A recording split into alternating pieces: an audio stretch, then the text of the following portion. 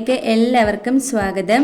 ഇന്ന് നമുക്ക് ചോറിൻ്റെ കൂടെയും ചപ്പാത്തിക്കൊക്കെ കഴിക്കാൻ പറ്റിയ വളരെ ടേസ്റ്റി ആയിട്ടുള്ളൊരു തക്കാളി അച്ചാറിൻ്റെ റെസിപ്പി ഒന്ന് കണ്ടു നോക്കാം. നമ്മുടെ ഈ ഒരു തക്കാളി അച്ചാർ ഉണ്ടാക്കാനായിട്ട് ഞാനിവിടെ 1/2 കിലോ അടുത്ത് തക്കാളി എടുത്തിട്ടുണ്ട്. ഞാനിവിടെ വളരെ കുറച്ച് മാത്രമേ ഉണ്ടാക്കുന്നുള്ളൂ, അതുകൊണ്ടാട്ടോ ഈ ഒരു അളവിലെടുത്തേക്കുന്നത്. ഇനി ഇത് ചെറുതായിട്ടൊന്ന് കട്ട് ചെയ്തെടുക്കണം. ഇനി ഒരു പാനിലേക്ക് അല്പം ഓയിലൊന്ന് ഒഴിച്ചു കൊടുത്ത് നമ്മൾ അരിഞ്ഞു വെച്ചിട്ടുള്ള തക്കാളിയൊക്കെ ഇതിലേക്ക് ഇട്ട് കൊടുക്കാം. ഞാനിവിടെ റിഫൈൻഡ് ഓയിലാട്ടോ എടുത്തേക്കുന്നത്. ഒന്നുകിൽ നല്ലെണ്ണ എടുക്കാം, ഇല്ലെങ്കിൽ വെളിച്ചെണ്ണയിൽ ഉണ്ടാക്കിയെടുത്താൽ മതി. ഇനി ഒരു അല്പം ഉപ്പും കൂടെ ഒന്നിട്ട് കൊടുത്ത് നന്നായിട്ട് ഇതൊന്ന് മിക്സ് ആക്കി കൊടുക്കാം. ഇതിൻ്റെ ഉള്ളിലെ ആ ഒരു വെള്ളം വറ്റി വരുന്നത് വരെ ഹൈ ഫ്ലെയിമിൽ വെച്ച് കുക്ക് ചെയ്തെടുത്താൽ മതി. ഇനി ഇതൊന്ന് മൂടി വെച്ച് കൊടുക്കാം. ഒന്ന് ആവി വന്ന് കഴിയുമ്പോൾ നന്നായിട്ടിത് വെന്ത് കിട്ടും. ഇതിപ്പോൾ പകുതി വെന്ത് കിട്ടിയിട്ടുണ്ട്. ഇനി നമുക്ക് ഇതുപോലൊരു തടിത്ത് വെച്ചിട്ട് നന്നായിട്ട് ഒന്ന് ഉടച്ചു കൊടുക്കണം. ഇനി നമുക്കിത് ഒന്നുകൂടെ ഒന്ന് മൂടി വെച്ച് കൊടുക്കാം. ഇതിൻ്റെ ഉള്ളിൽ ആ ഒരു ബാലൻസ് വെള്ളമൊക്കെ ഒന്ന് വറ്റി കിട്ടാൻ വേണ്ടിയിട്ട്. നമ്മുടെ തക്കാളിക്കുള്ളിലെ വെള്ളമെല്ലാം വറ്റി നന്നായി എണ്ണ തെളിഞ്ഞ് വന്നിട്ടുണ്ട്. ഇനി നമുക്കിത് ഒന്നുകൂടെ ഒന്ന് മിക്സ് ആക്കി കൊടുക്കാം. ഇതിലെ കഷ്ണങ്ങളുണ്ടെങ്കിൽ അതും കൂടി ഉടച്ചെടുക്കണം. ഇത് 2 രീതിയിൽ നമുക്ക് തയ്യാറാക്കി എടുക്കാം. ഒന്ന് ഞാനിപ്പോൾ ഈ കാണിക്കുന്ന രീതിയിൽ, ഇല്ലെങ്കിൽ തക്കാളി വേവിച്ച് അരച്ചെടുത്ത് ഉണ്ടാക്കിയെടുക്കാം.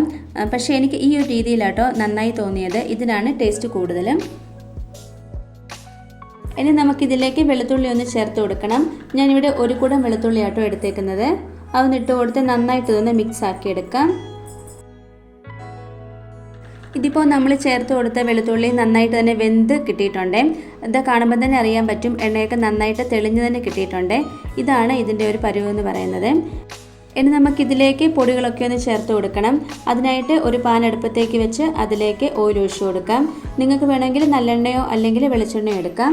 ഞാനിവിടെ ഇപ്പോൾ വളരെ കുറച്ച് മാത്രമേ ഉണ്ടാക്കുന്നുള്ളൂ, അതുകൊണ്ട് സാധാരണ ഓയിലിനകത്തായിട്ട് ഉണ്ടാക്കിയെടുക്കുന്നത്.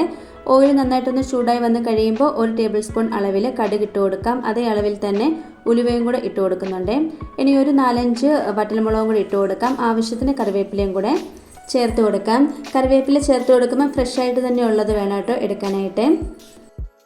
ഇനി ഇതിലേക്ക് നമുക്ക് 1 ടേബിൾ സ്പൂൺ അളവിൽ കാശ്മീരി മുളക് പൊടി ചേർത്ത് കൊടുക്കാം. 1/2 ടേബിൾ സ്പൂൺ മഞ്ഞൾപ്പൊടിയും കൂടെ ചേർത്ത് കൊടുത്ത് നന്നായിട്ട് ഇതിൻ്റെ ഒരു പച്ചമണം മാറുന്നത് വരെ ഇതുപോലെ ഒന്ന്. ഇനി നമ്മൾ വേവിച്ചെടുത്തിട്ടുള്ള തക്കാളിയും കൂടി ഇതിലേക്ക് ഇട്ട് കൊടുക്കാം. എന്നിട്ട് ഇത് നന്നായിട്ടൊന്ന് മിക്സ് ആക്കി കൊടുക്കണം കേട്ടോ.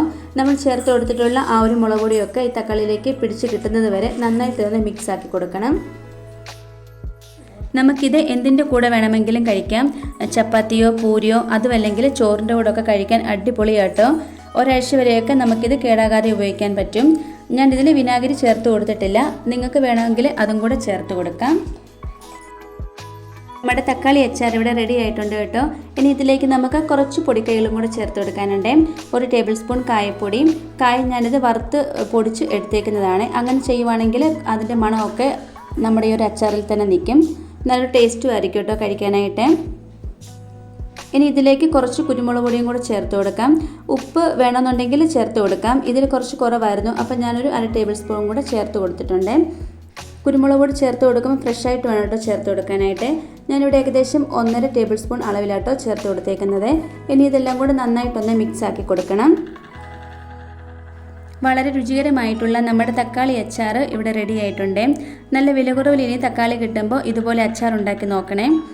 ഇതുണ്ടാക്കി കഴിച്ച് നോക്കിയാലേ അതിൻ്റെ ആ ഒരു ടേസ്റ്റ് മനസ്സിലാവുള്ളൂ. ഇന്നത്തെ നമ്മുടെ ഈ റെസിപ്പി എല്ലാവർക്കും ഇഷ്ടമായി കാണുമെന്ന് വിചാരിക്കുന്നു. ഇഷ്ടമായിട്ടുണ്ടെങ്കിൽ ലൈക്കും കമൻറ്റും സബ്സ്ക്രൈബും ഒന്നും ചെയ്യാൻ മറന്നു പോകരുത്. അടുത്ത വീഡിയോയിൽ കാണാം. താങ്ക്